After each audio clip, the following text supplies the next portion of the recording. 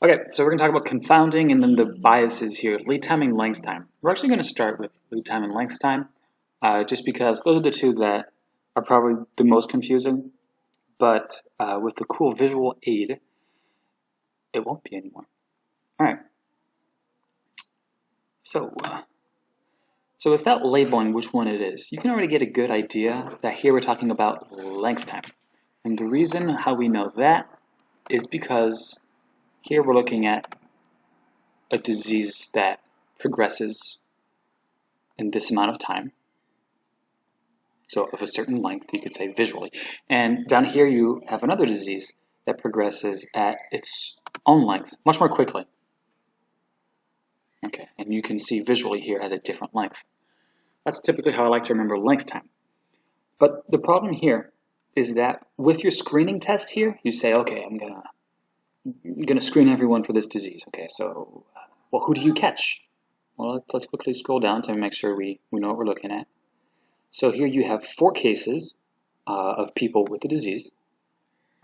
Usually these things are applied to like cancers. It's typically the example everyone uses, but it can really be anything. And here you have these cases that are progressing very fast and are very fatal. And in our measurement period, in our screen, we're only catching 2.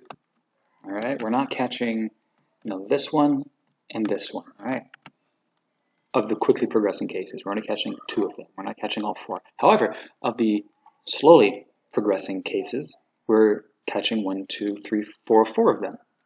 All right, so in total, we're catching 6 of them out of a possible 8. But because we don't know about the other 2, we're saying, oh, fantastic, we caught 6. What an incredible screening test. But the problem here is that you end up overestimating survival. And in fact, this is going to happen in both your length time, which we see here, and your lead time. So how do you solve for this? Like, how do you, when you take this into consideration, how do you, mitigate this effect? Well, what you have to do is you have to look at people who are screened and not screened, and you can look at outcomes that way. But hopefully you understand here that in a length time bias, you're of course overestimating survival because you're not counting quickly progressing, often fatal conditions. All right, so this is going to kind of give it away. We already did length time, so this must be lead time. But let's see what we're doing here. This is a similar example of overestimating survival. How? Okay, well, here we've got a condition, whatever it is. You want it to be cancer, you want it to be whatever, Alzheimer's, you want it to be whatever. And let's say, a few years ago, in the year, 2000, let's say, people were diagnosed, at this point here with some sort of cancer. Okay, and this is the amount of time that they had left to live. Okay. And then the decade down the line, 2010, now people are able to be diagnosed this early. Okay, and now they live this long. And you have people start saying, well, look at this, we're changing the survival of the condition, go us. And then now in 2020, we're able to diagnose people, way earlier than before. And look at all this time they have between diagnosis and death. And now we're saying, hey, look at this again. We're changing the outcome. We're changing the course of this disease.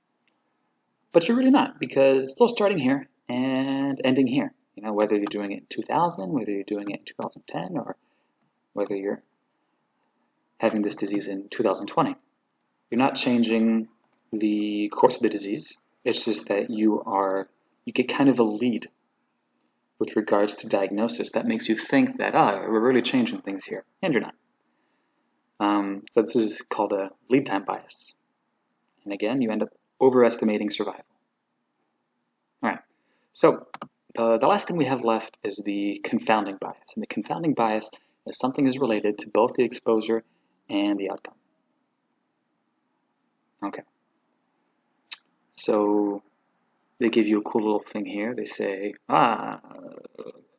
drinking coffee and lung cancer. But you forgot to take into account that all these coffee drinkers smoked, and smoking also causes lung cancer. So, shucks. All right, so let's take a look at some other examples, because that's just one example. So in your mind, try to think of a couple others. And if not, that's fine, right? Because we're just getting started. Here's one I particularly like. The effect of shoe size on school grade. And you're saying, well, look at this. Clearly this is what's going on here. However, there's another thing we're not taking into account. Age not only affects the exposure, but also affects the outcome. With an age, you'll obviously have a bigger shoe size. Shoe size is related to age. But also, your grade is also related to your age. Okay. Another one is hearing aid level on bone density. This is, it's like a weird thing to compare, right? You're already squinching your eyes and going, well, what's going on here? Okay, well, age is, of course, going to be related here with your hearing aid level. Typically, people with, who need to fine-tune their hearing aids more and more typically tend to be older. And this also affects the outcome, which is bone density. The older you get, the less dense your bones are. Confounding. Okay. So this is where stratification comes into play. You can stratify things by age, and in these cases, you can stratify things by grades. You can stratify things by, where you live or whatever. And then depending on whether your data still correlates or not, if you have a stronger correlation at the end, it's an example of an effect modification. If not, then it was just pure confounding. Okay, so what are the things that you can do? What are the things that you can kind of do to kind of, I guess, mitigate and minimize your confounding? Well, one of the big things is matching. All right, so they'll try and get people, from the same area, from the same age group, from the same, try and take that into account to minimize the variability and its effect that it will have on the study.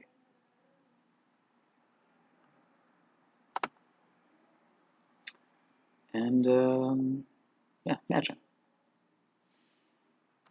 There you go, folks.